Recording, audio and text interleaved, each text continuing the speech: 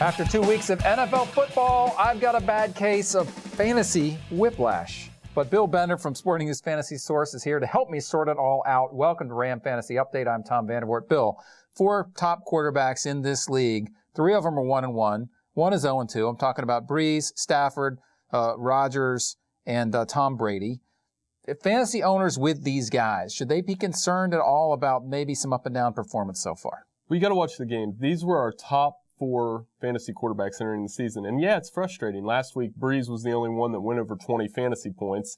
Rodgers is struggling. Stafford is struggling. Brady is struggling. And there's reasons for that. It's that they're not hitting the big play right now.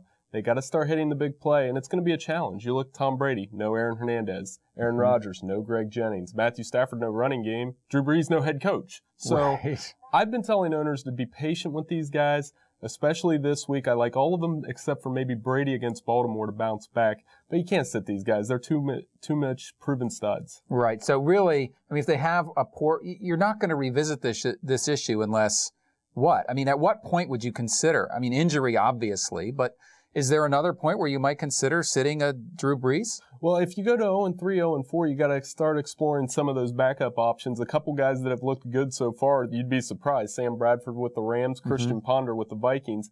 Maybe you would slide those guys in, but I don't see a scenario where you're sitting Drew Brees, Aaron Rodgers, Tom Brady, and especially Matthew Stafford with Mikel LaShore coming back. You kind of got to go with those guys no matter what. You're stuck with them. Yeah. Which, most times is not a bad thing to be stuck with. Absolutely. And, like I said, it's just being patient. I'm 0-2 in a league with Stafford, and I'm not worried about it yet. But if we go 0-3 this week, then we'll revisit that. You look a little worried. Just a little bit. And, talk about the 1-1 teams, 21-1 teams now as we enter week 3. That is an NFL record. And when you look at the games, you see, Dallas Cowboys going to New York and beat the Giants, and they go to Seattle and fall flat against the Seahawks. The Redskins beat the Saints in New Orleans, and they lose to the Rams. The Bears against the Colts are great, and then Cutler, and they stink in Green Bay.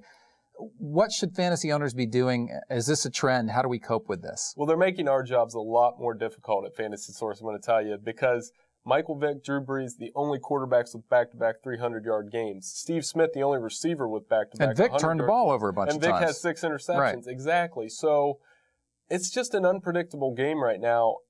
I tend to lean toward playing through it, play with your studs. You got to pay attention to matchups and whatnot, and there's something you see, you like it. But again, the NFL has become an increasingly unpredictable game, especially with the running game. There are no running backs that have had back-to-back 100-yard games. It makes it that more important to take the guys that are going to get the most touches. Okay, that makes sense. Now, as we go into week 3, a lot of times what fantasy owners are looking for is a little edge, maybe someone that other guys in their league might not be thinking about. So who's a guy or a couple guys for you that description? Jamaal Charles is that guy. Owners were crying and screaming that he had just 6 carries last week. I like his matchup against the Saints for 2 reasons. One, the Saints have allowed 10 plays of 10 yards or more, so Charles should be able to get on track with the running game. The game's also inside, and Charles is faster inside, averages 7.1 yards per carry indoors.